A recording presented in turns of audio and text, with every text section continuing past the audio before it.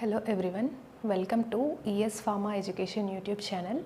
Today in this video I am going to explain about last pharmacokinetic parameter, that is excretion. So in my previous video I had explained about metabolism in detail, and today I am going to explain about excretion in detail. First, coming on to the definition of excretion. Excretion is mainly defined as sending out, passage of drug out from our body. So generally if we are suffering from any of the disease, we will be taking the drug. So after showing the mechanism of action, the drug have to be eliminated out from our body. So excretion, the definition of excretion means sending out the drug from our body after showing the mechanism of action. So mainly this excretion takes place in kidney. Mainly excretion takes place in kidney. 90% of drug excretion takes place in kidney. 90% of drugs excretion takes place in kidney. Sometimes some of the drugs instead of kidney, the drugs excretion takes place in other parts of our body. For example, some of the drugs excretion takes place in lungs, and some drug excretion takes place in sweat. Some drugs excretion takes place in milk. Okay, so the examples of the drug excretion which takes place in sweat are lithium and heavy metal. And some of the drug excretion takes place in milk also. So you just remember, most of the drugs excretion takes place in kidney, but some of the drugs excretion takes place in sweat, sweat, lungs and milk also the excretion takes place. And next, coming into where this excretion takes place, that means in how many steps the excretion takes place, I am going to explain. Mainly excretion takes place in 3 steps. By 3 steps the excretion takes place. The first step is glomerular filtration, and second step is tubular reabsorption, and third step is tubular secretion.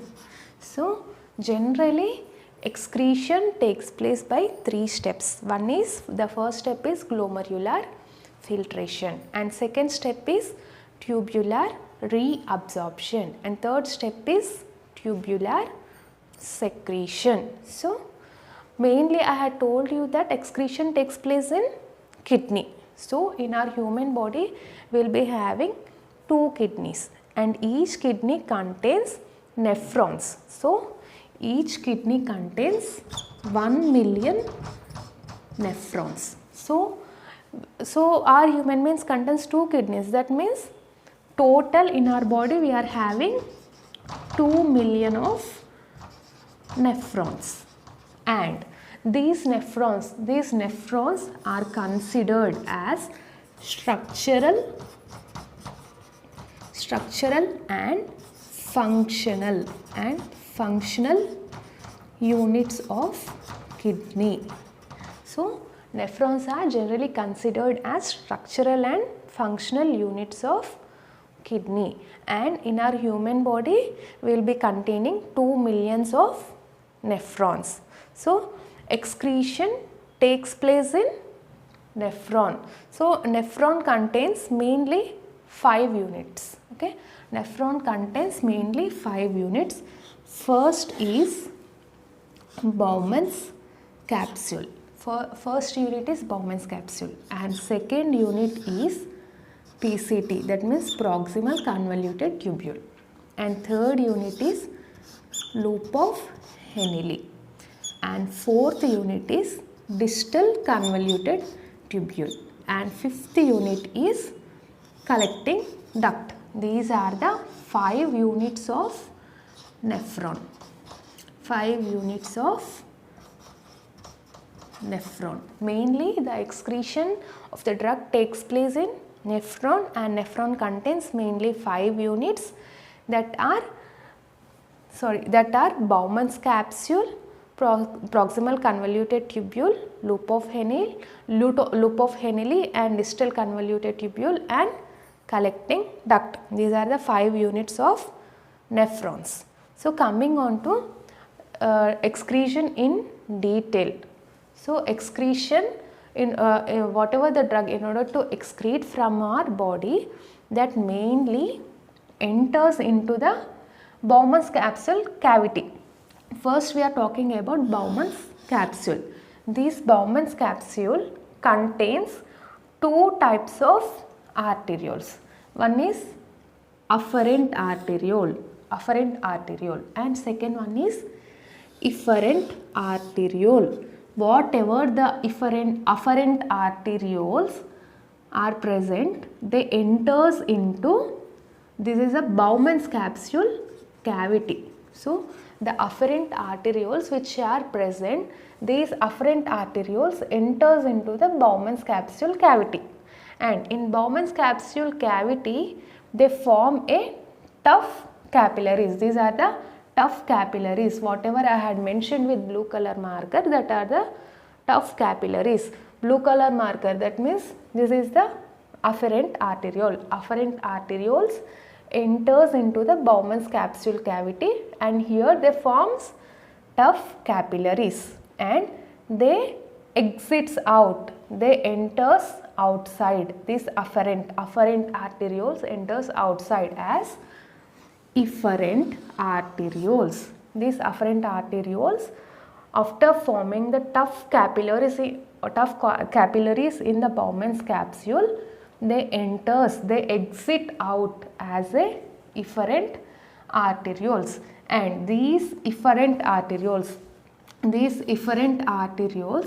forms a peritubular capillaries or vasa recta. These efferent arterioles forms vasa recta or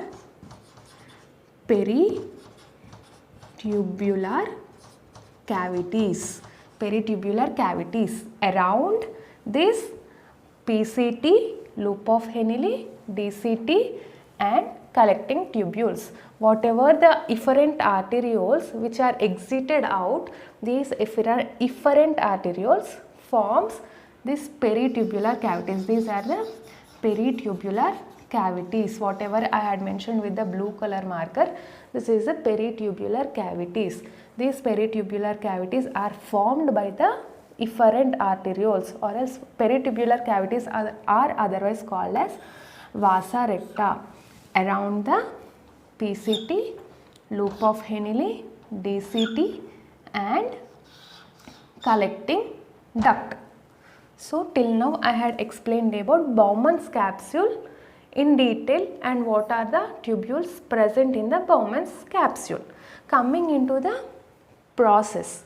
So whatever the drug we have taken, after showing its mechanism of action, that drug have to be eliminated out. So whatever the drug which is going to eliminate out, that enters into this afferent arteriole. These black color dots are the drug.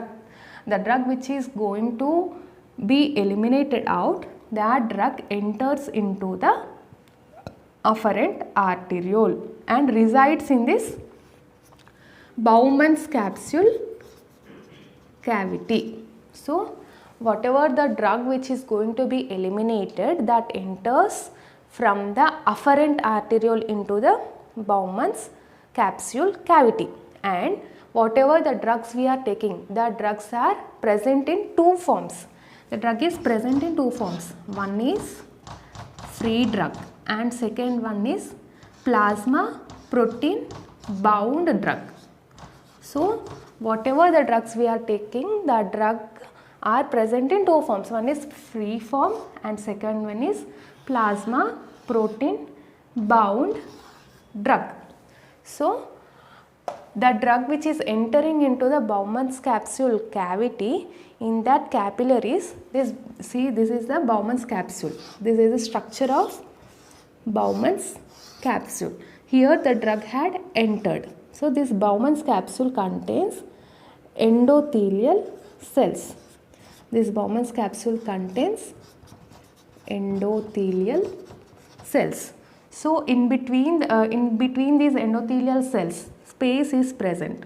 So to this space, the free form of drug enters. So this is the first step, that is glomerular filtration. In the glomerular filtration, whatever the drug which is going to be excreted out, that enters into the afferent arteriole. So from the afferent arteriole, that reaches to the Bowman's capsule cavity. So in this Bowman's capsule cavity, the drug is present in two forms. One is free form of drug and second one is plasma protein bound drug. So this Bowman's capsule cavity contains endothelial cells, and in between these endothelial cells, the space is present. Through that space, only this free form of drug can enter into the Bowman's capsule cavity. So in this Bowman's capsule cavity, this free form of drug gets filtered out. So this free form of drug gets filtered out and enters into the PCT. So in this glomerular filtration, one limitation is present. This glomerular filtration mainly depends upon the particle size of the drug. Remember, in this glomerular filtration, one limitation is present. This process mainly depends upon the particle size of the drug, and it does not depend upon the lipophilicity of drug. Glomerular filtration mainly depends upon the particle size. It does not depend upon the lipid solubility of the drug. So whatever free form of drug particle size is very small, whereas plasma protein bound drug particle size is very large. This is the free form of drug. This is the plasma protein bound drug. This particle size is very large, and this free form particle size is very small. So due to its smaller size, this free form of drug gets filtered out in the Bowman's capsule and enters into the PCT. So in this glomerular filtration, we are talking only about free form of drug. Forget about plasma protein bound drug. You may get doubt what this, okay, free form of drug had filtered and entered into PCT. From there it enters into all these rest of the units and excreted out. So plasma protein bound drug is remained, this plasma protein bound drug enters into this efferent arteriole. Whatever the plasma protein bound drug is present, that resides in the efferent arteriole. So but the criteria is this plasma protein bound drug also wants to eliminate out. But how it is going to eliminate out, I'll teach you later. In this glomerular filtration, you just remember only about free form of drug. This free form of drug gets filtered and enters into the PCT. From there it enters into rest of all 5 units and it will get excreted out. We had completed about glomerular filtration. Next, coming into the tubular reabsorption. So in this tubular reabsorption, what will take place means, we are talking only about free form of drug. You forget about plasma protein bound drug. I'll discuss it later. So in this tubular reabsorption, what would it happen means, whatever the free form of drug is present, this free form of drug mainly present in 2 forms. One is, in this reabsorption, 2 criteria plays an important role. One is lipid solubility and second one is ionization of the drug. Ionization of the drug at existing urinary pH. These 2 criteria plays an important role in tubular reabsorption. Okay, coming on to lipid solubility. So the drugs are mainly of 2 types. One is lipid soluble drug and second one is lipid insoluble drug. So whatever the lipid soluble drug is present, this lipid soluble drug crosses the PCT membrane. This PCT membrane, PCT contains epithelial cells.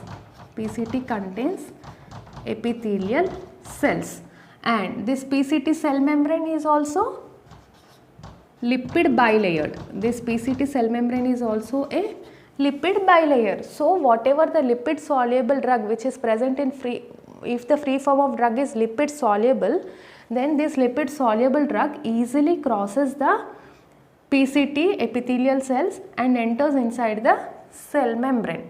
So instead of eliminating this lipid soluble drug, whatever the lipid soluble drug is present, instead of eliminating, it will get reabsorbed into the blood. Whatever the lipid soluble form of drug is present, instead of excreting out, it is reabsorbed into the blood. It again comes back into the blood.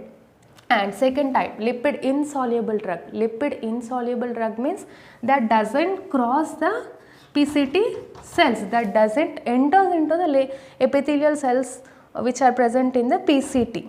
So lipid insoluble drug will get excreted out. So coming into reabsorption, the meaning of reabsorption is this. Tubular reabsorption means it mainly depends upon the two criteria. One is lipid solubility and second one is ionization of the drug. We are talking about only free form of drug. So coming into the first criteria is lipid solubility. So free form of drug are of two types. One is lipid soluble drug form and one is lipid insoluble drug form. Whatever the lipid soluble drug form is present, that crosses the PCT, means PCT contains epithelial cells, and the cell membrane is also lipid bilayered. So lipid soluble drugs comes inside the PCT cells. So whatever the lipid soluble drug is present, instead of eliminating, that will comes back into the blood. Coming into second criteria, lipid insoluble drugs. Some of the free form of drugs are lipid insoluble.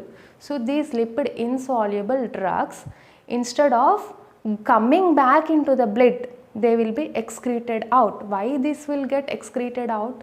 Because this cannot cross the epithelial cells. These lipids insoluble drugs cannot cross the PCT. So these lipid insoluble drugs can be getting eliminated easily. Second criteria, the second criteria of tubular reabsorption is ionization of the existing urinary pH. Ionization of the existing urinary pH. So whatever the drugs we are taking, the drugs are present in two forms. One is ionized form and other one is unionized form. So the drug is present in two forms. That one is ionized form and second one is unionized form. Coming into ionized form. Ionized form means this ionized form of drug is lipid insoluble. Lipid insoluble means it is water soluble. So this ionized form of drug gets easily excreted out from our body. Coming into unionized form of drug. Unionized form of drug means it is lipid soluble. Lipid soluble means that will goes back into the blood. So instead of excreting out, it is reabsorbed in the blood. So remember one criteria, the drug, in order to eliminate out, the pH of the medium should be opposite. For example, I am taking acidic drug. So this acidic drug have to get eliminated from my body. So what would be the criteria of the pH of the medium? The pH of the medium should be basic pH. Why? Because acidic drugs are more ionized form in the basic pH. For example, second example, I had taken basic drug. This basic drug have to eliminate out from my body. So in order to eliminate out, this basic drug, the pH of the medium, urinary medium should be acidic. Why? Because basic drugs are present in ionized proportion, more ionized proportion in the basic medium. Always remember, in order to get the drug eliminate out, the pH of the medium should be opposite. This is one of the criteria you have to follow. For example, the examples of this opposite medium is aspirin toxicity. Aspirin toxicity. Aspirin is acidic drug. Aspirin is acidic drug, means in order to eliminate, the pH of the medium should be what? Basic medium should be, basic pH should be there. And second example, amphetamine toxicity. Amphetamine is basic drug. Amphetamine is the basic drug. So in order to eliminate this basic drug, the pH should be what? Opposite, means acidic pH. So the pH of the medium should be opposite, acidic medium. Whatever the acidic drugs we are taking, in order to eliminate that acidic drugs, the medium should be basic. If we are taking basic drugs, in order to eliminate that drugs, the medium should be acidic. So clear cut explanation I'll explain you why, because this is very tough topic. Reabsorption, tubular reabsorption means we are talking only about free form of drug. Leave about that plasma protein bound drug. That plasma protein bound drug is present in the efferent arteriole itself. We are talking about only free form of drug. Coming on to tubular reabsorption, this free form of drug mainly depends upon tubular reabsorption depends upon two criteria. One is lipid solubility and second one is ionization of the drug at the existing urinary pH. Coming into lipid solubility, this free drug is present in two forms. One is lipid soluble form and second one is lipid insoluble form. So whatever the lipid soluble form is present, so this lipid soluble form easily crosses the cells of PCT. Why? Because PCT contain epithelial cells. These epithelial cells means the cell membrane is also lipid bilayered. So this lipid soluble drug easily crosses the PCT. Coming into the lipid insoluble drugs, these lipid insoluble drugs does not cross the PCT. So these are excreted out.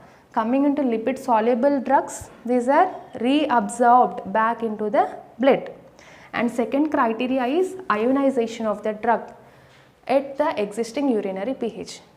Free form of drugs are present in two forms. One is ionized state and second one is unionized state. Ionized state, that means the drug is polar in nature, means lipid insoluble, water soluble, means this ionized state of drug is easily excreted out from our body. And next, coming into the unionized state. Unionized state means the drug is lipid soluble. That drug does not get eliminated, that comes back into the tubular lumen and reabsorption takes place. These are the two criteria present in the tubular reabsorption. So in order to excrete the drug out, the medium should be opposite. For example, I want to eliminate the acidic drug, then the medium should be basic. For example, I want to eliminate the basic drug, then the medium should be acidic.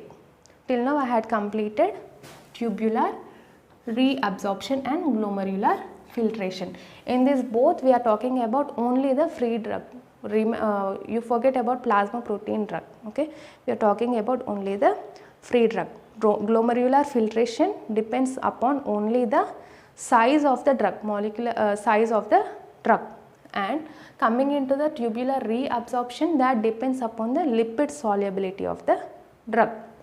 The last step is tubular secretion. Coming on to the tubular secretion, some of the drugs, whatever the drug we are taking, after showing its mechanism of action, whether it is plasma protein bound drug or free drug, the drug have to be eliminated from our body. Now coming into the plasma protein bound drug, this plasma protein bound drug also want to eliminate out, but by what process this plasma protein bound drug is going to eliminate, we are going to learn in the tubular secretion step. Okay, in the last step, whatever the plasma protein bound drug is present, whatever this plasma protein bound drug is present, is converted into the free form, in the last step. You may get doubt, okay, plasma protein bound drug is present, so in the Bowman's capsule cavity itself it can be converted into the free form. No, you can get doubt, but this plasma protein bound drug cannot get converted into free form in the capillaries. This free form of this plasma protein bound drug gets converted into free form only in the lumen of the tubules. It cannot get converted into free form in the capillaries. Okay, so in the tubular secretion, whatever the plasma protein bound drug which is present in the efferent arterioles, that is converted into the free form of drug in the tubular lumen. So after converting the plasma protein bound drug into the free form of drug, that is transported. So that is transported with the help of transporter. Whatever the plasma protein bound drug is present, it is converted into free form.